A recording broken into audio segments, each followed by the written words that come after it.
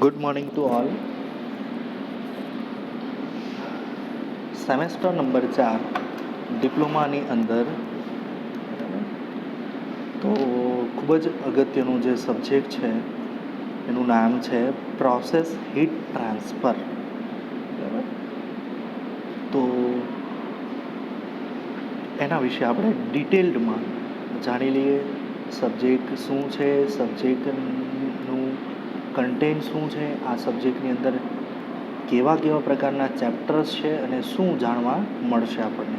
बराबर, तो सौથી પહેલાં सबसे पहले इस चैप्टर के अंदर हम इस सब्जेक्ट का नाम देखेंगे और regarding this subject we are discussing about the course અને જે સબ્જેક્ટનો ઓવરવ્યૂ છે એને આપણે ડિસ્કસ કરીશું. સૌથી પહેલાં સબ્જેક્ટનું નામ છે એ છે પ્રોસેસ હીટ ટ્રાન્સફર, એટલે કે ગુજરાતીમાં એને આપણે જોઈએ તો શું થાય કે પ્રોસેસ એટલે પ્રક્રિયા, હીટ એટલે ઉર્જા. બરાબર, ઉર્જા કોઈ પણ હોય, હીટ એટલે કે એનર્જી અને ટ્રાન્સફર એટલે કે એને મોકલવું. તો કે હીટ એટલે કે ઉર્જાને મોકલવાની પ્રોસેસ કરવાની છે. બરાબર, તો આ સબ્જેક્ટની અંદર સૌથી પહેલાં તો આપણે ટીચિંગ સ્કીમ જોઈએ, તો એ ટીચિંગ સ્કીમ પ્રમાણે આપણે જોઈએ. ચાલો, તો સૌથી પહેલાં છે ટીચિંગ સ્કીમ. તો ટીચિંગ સ્કીમ પ્રમાણે જોઈએ તો 4 લેક્ચર આવશે તમારા વીકની અંદર અને 4 જે છે એ છે તમારા પ્રેક્ટિકલ સેશન, એટલે કે ટોટલ 8 ક્રેડિટનો આ સબ્જેક્ટ છે.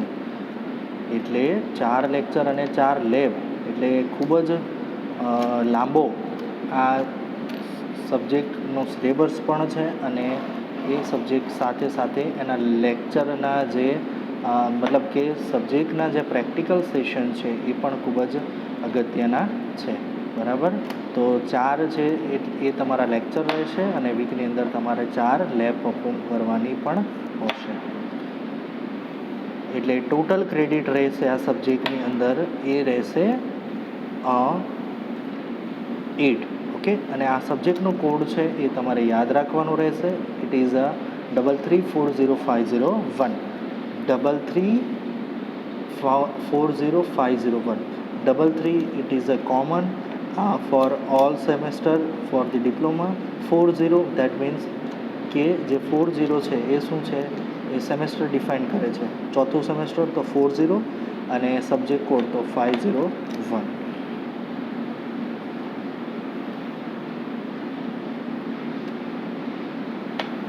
Okay, so first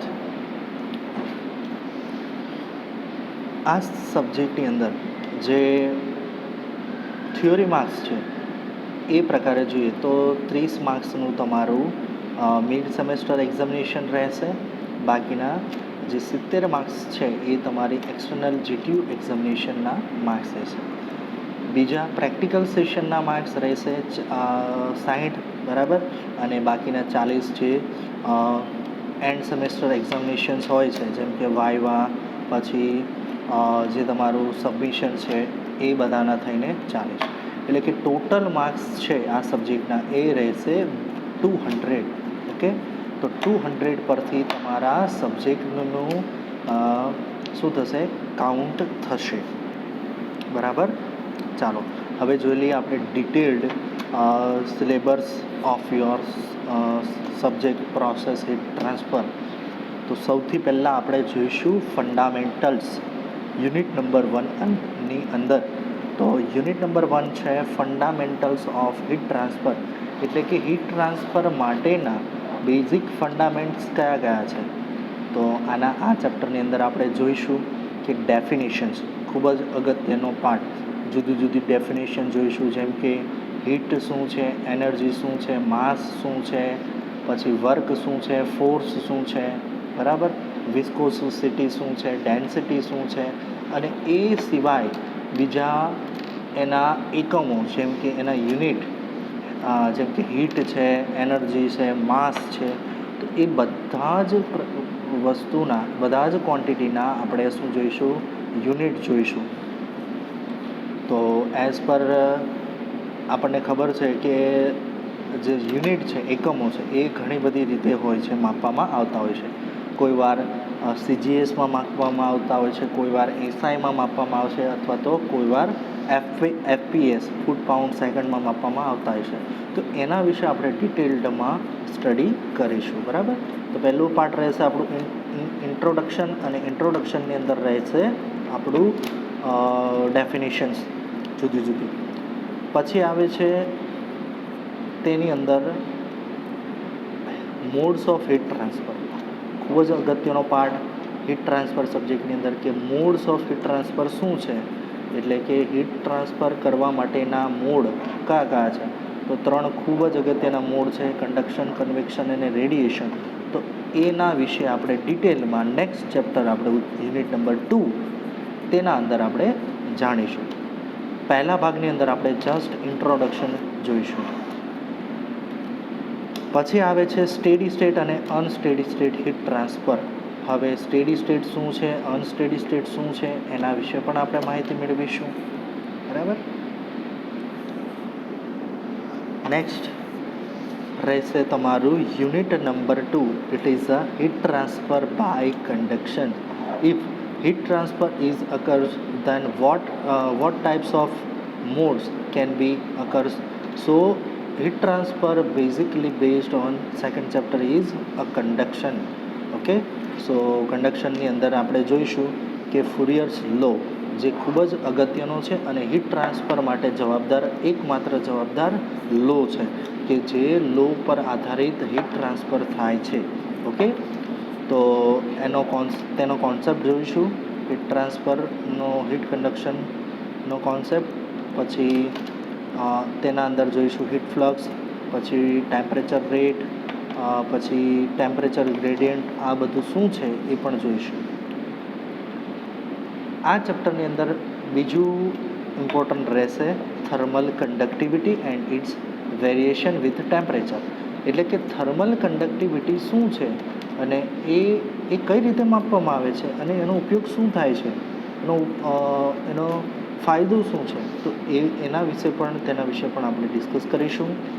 than after રહેશે બીજા ચેપ્ટરની અંદર તો કે સ્ટેનલેસ સ્ટીલની અંદર જે વોલ બનેલી છે, સ્ટેનલેસ સ્ટીલથી બનેલી વોલ હોય, તો steady state heat conduction through composite wall. એક વોલ બનેલી હશે, તો એ વોલ મેટલ વોલ હશે, તો એના અંદર આપણે હીટ કન્ડક્શન કરાવી અને જોવાનું છે કે કઈ રીતે થશે. બરાબર. પછી આવશે કમ્પોઝાઇટ સિલિન્ડરની અંદર કઈ રીતે થાય, જેના 3 લેયર હોય. બરાબર. કોઈ સિલિન્ડર હોય, બરાબર, 3 લેયરનું, તો તેના અંદર કઈ રીતે થાય. અને બીજું કે સ્પિયર, કોઈ સ્પિયર હોય તો સ્પિયરની અંદર કઈ રીતે થાય. બરાબર. અને સિમ્પલ પ્રોબ્લેમ્સ, એટલે કે એક્ઝામ્પલ જોઈશું આ કન્ડક્શન રિલેટેડ. બરાબર. પછી જોઈશું thermal conductivity of solid, liquid અને ગેસ, જે ત્રણેયની અલગ અલગ હોય છે. By kind of your information હું તમને જણાવી દઉં કે જે કન્ડક્ટિવિટી છે એ સોલિડમાં સૌથી વધારે હોય, લિક્વિડમાં એના કરતાં ઓછી હોય, અને ગેસિયસમાં સૌથી ઓછી હોય છે. બરાબર. Compare to 3. પછી જોઈશું 2.6, એટલે કે હોટ અને કોલ્ડ ઇન્સ્યુલેશન્સ. એટલે કે હોટ બોડીથી કોલ્ડ બોડી તરફ જે ટ્રાન્સપોર્ટેશન થઈ છે, બરાબર, હીટ ટ્રાન્સફર, તો એના વિશે આપણે ડિસ્કસ કરીશું. અને એના માટે ક્રિટિકલ રેડિયસ ઇન્સ્યુલેશનનું એક થિયરી આપણે ડિસ્કસ કરીશું. તો આ રહેશે તમારું ચેપ્ટર નંબર 2. હવે પછી આવશે ચેપ્ટર નંબર 3, કે જેની અંદર ડિસ્કસ કરવાનું આવશે heat transfer by convection method. તો કન્વેક્શનની અંદર ઘણા બધા પ્રકાર છે. તો પહેલું છે કન્વેક્શન શું છે, તેની ડેફિનેશન જોઈશું. ધેન આફ્ટર પહેલું છે એના ટાઈપ્સ ઓફ કન્વેક્શનના કેટલા પ્રકાર છે. તો કન્વેક્શનના 2 પ્રકાર છે, પહેલું ફ્રી કન્વેક્શન અને બીજું ફોર્સ કન્વેક્શન. તો એના વિશે પણ આપણે ડિટેલ સ્ટડી કરી અને માહિતી મેળવીશું. થર્ડ रहेगा आपका ये law, Newton's law, Newton's law for heat transfer. Okay, then individual and overall heat transfer coefficient, then simple problems regarding convections. Okay, fourth chapter रहेगा, थर्ड के बाद फोर्थ वो रहेगा हीट एक्सचेंजर. तो हीट एक्सचेंजर क्या है इसे हम देखेंगे, और કયા કયા પ્રકારના હીટ ટ્રાન્સફર અવેલેબલ છે, કયું સૌથી સારું છે, કયા પ્રકારનું યુઝ થાય છે ઇન્ડસ્ટ્રીમાં, અને એ બધાની એપ્લિકેશન શું છે અને શા માટે હીટ એક્સચેન્જરનો યુઝ કરવો પડે છે ઇન્ડસ્ટ્રીઝમાં, તો એના વિશે જાણીશું. તો પહેલું રહે છે આપણે types of heat exchanger base on flow pattern, કે કયા કયા પ્રકારની ફ્લો પેટર્ન હોય. જેમ કે હીટ એક્સચેન્જરની અંદર બેઝિકલી કો કરંટ એટલે કે બંને ફ્લુઇડ એક જ દિશામાં હોય, હોટ અને કોલ્ડ ફ્લુઇડ. પછી બંને ફ્લુઇડ જેમ કે હોટ અને કોલ્ડ બંને ફ્લુઇડ એકબીજાની સામસામે પણ હોય. અને ત્રીજું કે તેની અંદર ક્રોસ ફ્લો કરવામાં આવે છે, એક નીચેથી હોટ ફ્લુઇડ અને ઉપરથી કોલ્ડ ફ્લુઇડ પસાર કરવામાં આવે છે. બરાબર, તો આ રીતે એની પેટર્ન્સ હોય છે. પછી એનું ફંક્શન શું છે, એનું કન્સ્ટ્રક્શન શું છે, એના વિશે પણ જાણીશું. ધેન આફ્ટર આવશે ડબલ પાઇપ હીટ એક્સચેન્જરની અંદર કો કરંટ, કાઉન્ટર કરંટ, ફ્લો આપણે શું કરીશું, ડિસ્કસ કરીશું. 4.3 છે cell and tube heat exchanger. હવે સેલ એન્ડ ટ્યુબ હીટ એક્સચેન્જરની અંદર ઘણા બધા પ્રકાર છે. 1-1 પાસ છે, 1-2 પાસ છે, 1-4 પાસ, 2-4 પાસ છે. સર આ બધું કંઈ ખબર નથી પડતી. દેટ મીન્સ આપણે જ્યારે ચેપ્ટરની અંદર આવીશું ત્યારે આના વિશે ખબર પડશે કે 2 પાસ 4 પાસ શું છે. બરાબર, નેક્સ્ટ જે ટાઈપ છે એ છે plate type heat exchanger. Simple flat plate ટાઈપનું હીટ એક્સચેન્જર છે. અને બીજું છે ફિન ટાઈપનું હીટ એક્સચેન્જર. પછી હીટ ટ્રાન્સફર સબ્જેક્ટની અંદર આ જે ચેપ્ટર છે કન્વેક્શન, તેના અંદર એજિટેશન વેસલ હોય તો તેના અંદર કેવી રીતે હીટ એક્સચેન્જ થતું હોય છે. પછી જોઈશું ટેમ્પરેચર ડેરિવેશન્સ, જેમ કે લોગ મીન ટેમ્પરેચર ડિફરન્સ શું છે, તો એનું ફૂલ ફોર્મ છે LMTDનું લોગેરિધમિક mean temperature difference. Okay,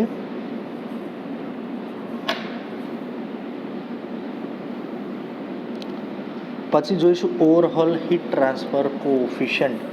heat transfer coefficient શું છે. બરાબર, ધેન યુનિટ નંબર 5 આવે છે heat transfer with phase change. કોઈ પણ પ્રોસેસમાં ફેઝ ચેન્જ થાય તો પણ હીટ ટ્રાન્સફર થાય છે. બરાબર ને, જેમ કે લિક્વિડ એટલે કે પાણીમાંથી વરાળ બને છે તો એમાં પણ હીટ ટ્રાન્સફર થાય છે. કઈ રીતે થાય છે, લિક્વિડ એટલે કે પાણીમાંથી વરાળ બને છે તો એ વરાળ શાના લીધે બને છે, એને આપેલી ઉષ્માના લીધે. બરાબર, તો એ હીટ પણ ટ્રાન્સફર થાય છે. તો એના રિલેટેડ આપણે જોઈશું એક્ઝામ્પલ. બરાબર, અને પછી જોઈશું વેરિયસ ડાયમેન્શન લેસ ગ્રુપ, એટલે કે એવા ગ્રુપ એટલે કે એવા એકમો કે જેનો કોઈ પણ એકમ નથી. બરાબર, એકમ મીન્સ કે એનો યુનિટ નથી. જેમ કે એવા ઘણા બધા નંબર છે, પ્રેડલ નંબર, રેનોલ્ડ નંબર, ગ્રેસોફ નંબર, નસલ્ટ નંબર. આ બધા નંબર્સ ડાયમેન્શન લેસ ગ્રુપ છે. પછી જોઈશું ફિનોમિના ઓફ બોઇલિંગ. બોઇલિંગ ફિનોમિનાની અંદર પૂલ બોઇલિંગ શું છે અને ન્યુક્લિએટ બોઇલિંગ શું છે.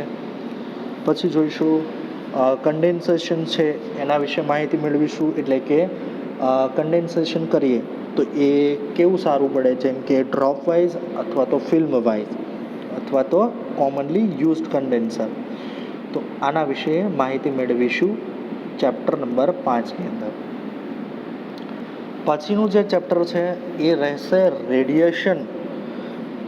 જે 3 મોડ છે એમાંથી ત્રીજો મોડ રેડિયેશન. તો બને ત્યાં સુધીનું જે રેડિયેશન ચેપ્ટર છે એને પણ આપણે આગળ કવર કરીશું. એટલે કે ફર્સ્ટ આને આપણે પ્રિપેર કરીશું, જે ખૂબ જ અગત્યનું ચેપ્ટર છે અને એકદમ ઇઝી ચેપ્ટર છે. તો આ ચેપ્ટરની અંદર જોઈશું આપણે ફેક્ટ, ફંડામેન્ટલ ફેક્ટ જોઈશું. Than after V discuss the emission of radiation, wavelength. પછી રેડિયેશન શું છે, શાના લીધે થાય છે, વેરિએશન, જુદી જુદી પ્રકારની બોડીઝ કઈ છે, એટલે કે વ્હાઇટ બોડી, ગ્રે બોડી, બરાબર. અને રેડિયેશનના લો જોઈશું, જેમ કે કિર્ચોફ લો, પ્લાન્ક લો, સ્ટીફન બોલ્ટ્ઝમેન લો, વાઇન્સ લો, બરાબર. અને છેલ્લું 7મું ચેપ્ટર રહેશે એ છે ઇવાપરેશન. તો જુદું જુદું પ્રકારના ઇવાપરેશન છે, કઈ મેથડથી કરી શકાય, એની કેપેસિટી શું છે, ઇકોનોમી શું છે, એપ્લિકેશન શું છે, કેરેક્ટરિસ્ટિક શું છે અને એનું ઇફેક્ટ શું છે, બરાબર. તો આ જુદા જુદા પ્રકારના ઇવાપરેટર પણ આપણે ભણીશું. તો જે ચેપ્ટર વાઇઝ તમારા માર્ક્સ જીટીયુ પ્રમાણે પૂછાય છે તો એ જોઈ લઈએ જરા. તો પહેલા ચેપ્ટરની અંદરથી 3 માર્ક્સનું, બીજા ચેપ્ટરમાં 14 માર્ક્સ, એટલે ઘણું અગત્યનું છે, મેં પહેલાં જ કીધું છે. ત્રીજું ચેપ્ટરમાં 8 માર્ક્સ અને હીટ એક્સચેન્જરમાંથી 15 માર્ક્સ સૌથી વધારે, અને બાકીના બધા જ ચેપ્ટરની અંદરથી 10-10 માર્ક્સનું પૂછાય છે. એટલે કે પહેલું અને ત્રીજા ચેપ્ટર સિવાય બાકીના ચેપ્ટર ખૂબ જ અગત્યના છે. એટલે કે બધા જ ચેપ્ટરને એક સાથે સરખી પ્રિપેરેશન કરવી પડશે. પછી તેની અંદર રહેલા જે એક્સપેરિમેન્ટ છે એ આ પ્રકાર છે, જેમ કે આપણે એક્સપેરિમેન્ટ કરીશું, બરાબર, આ જે નીચે આપેલા છે એ પ્રમાણે. અને બીજું રહેશે આ સબ્જેક્ટની બુક. તો બુક રિફર કરીશું યુનિટ નંબર 5મા નંબર પર છે, યુનિટ ઓપરેશન 2 કે ગવાને, બરાબર, એ પણ યુઝ કરીશું. અને સાથે સાથે unit operation of chemical engineering McCabe Smith, આ પણ આપણે યુઝ કરીશું. ઓકે.